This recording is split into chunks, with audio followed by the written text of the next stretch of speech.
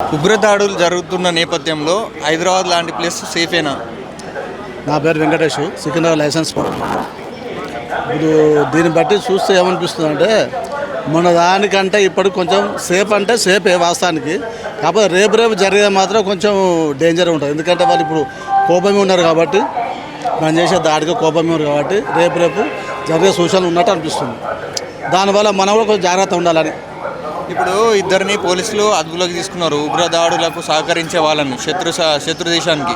ఇప్పుడు వాళ్ళని గుర్తించకపోతే ఇలాంటి ఎక్కువ ప్రమాదం జరిగే అవకాశం ఉంటుందే కదా. జరిగి ఉండేది కూడా. ఎందుకంటే వాళ్ళ ద్వారా ఇంకెంతమంది ఉన్నారు, వీళ్ళని పట్టుకున్నాం కాబట్టి వీళ్ళు చెప్తే మనం వాళ్ళని పట్టుకోగలుగుతాం. వీళ్ళు దొరకపోయి ఉంటే కంపల్సరీ వీళ్ళ ద్వారా కానీ వీళ్ళ ఫ్రెండ్స్ ద్వారా కానీ ఇంకా కంపల్సరీ జరిగే సూచనలు ఉండేవి. ఇప్పుడు ఎలా ఉందంటే ఇండియాలో ఉగ్రదాడులు జరుపుదామని ఉగ్రవాదులు అనుకున్నప్పుడు ఫస్ట్ ముందుగా హైదరాబాద్ లాంటి ప్లేస్ని ఎంచుకుంటారు. ఇప్పుడు ఎందుకంటే హైదరాబాద్ లాంటి ఎంచుకున్నప్పుడు సిటీ కాబట్టి హైదరాబాద్ లాంటి దాన్ని ఎంచుకుంటారు. ఇక్కడ కూడా వాస్తవం చెప్తే మన ఓల్డ్ సిటీ కూడా ఉన్నారు కానీ వాళ్ళని గుర్తించలేకపోతున్నారు ఇప్పటి పాలకులు. ఎందుకంటే ఉండరు కానీ వాళ్ళని పట్టుకోలేకపోతున్నారు. చాలామంది ఉన్నారు, వాళ్ళని పట్టుకొని కూడా పంపించేసేయాలి. కానీ వాళ్ళని పట్టుకుంటే పంపించేస్తే మన హైదరాబాద్ సిటీ సేఫ్టీ.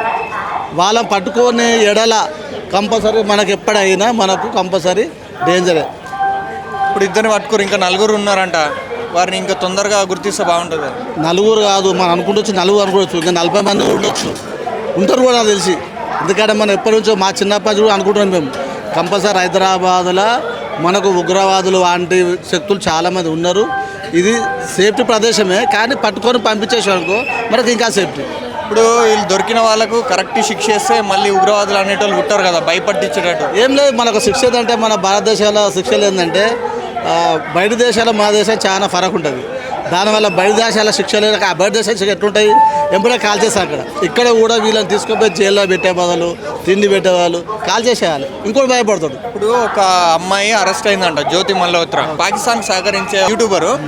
ఆమెను అరెస్ట్ అయితే ఇప్పుడు పోలీసులు విచారిస్తే ఆమెలో గింత పశ్చాత్తాపం లేదంట, గింత కూడా బాధ అనేది లేదంట. అంటే అలాంటి వాళ్ళని ఉంచకూడదు. ఎందుకంటే మన భారతదేశంలో ఉండి మన ఇండియాలో ఉండి మన మీద ప్రేమ లేక వాళ్ళ సహకరిస్తూ అంటే ఆమె ఉన్నా కూడా లేకుండా ఒకటి అలాంటి వాళ్ళు దేశం మనకు. అలాంటి మాకు అవసరం లేదు, కాల్చిపడేసాలి అవసరం లేదు. ఇప్పుడు సికింద్రాబాద్ రైల్వే స్టేషన్ చాలా హైదరాబాద్లో ఎక్కువ క్రౌడ్ ఉండే రైల్వే స్టేషన్. ఇందులో బాంబు స్క్వాడ్ మిషన్స్ ఉన్నాయి. ప్రతి జాగాలో బాంబు స్క్వాడ్ మిషన్స్ ఉన్నాయి. పోలీసు వాళ్ళు ఆర్పిఎఫ్ కానీ జిఆర్పి కానీ చెకప్ డైలీ చేస్తుంటారు. మేము లగేజ్ ఎత్తుకపోయినా కూడా మా లగేజ్ కూడా చెక్ చేసి లోపల పంపిస్తారు, ఎంట్రీ అయినా బయటకైనా. ఇక్కడ సేఫ్టీ ప్రస్తుతం మిషన్స్ కాక నిఘాలా ఉంటే ఇంకా బాగుంటుంది. నిఘా వాళ్ళు కూడా ఎక్స్ట్రా ఉన్నారు. వాళ్ళు కుక్కలు ఉంటారు కదా, కుక్కలు పట్టుకొని కూడా అక్కడక్కడ చెక్ చేస్తుంటారు. వాళ్ళు కూడా డైలీ కంపల్సరీ వాళ్ళ వరకు వాళ్ళు చేస్తారు. వాళ్ళు బాగానే పనిచేస్తారు స్టేషన్లో. ఉన్న జరిగే దాడి నుంచి అందరూ అలర్ట్ అయ్యారు, బాగానే ఉంది ప్రస్తుతానికి. రేపు చెప్పలేదు.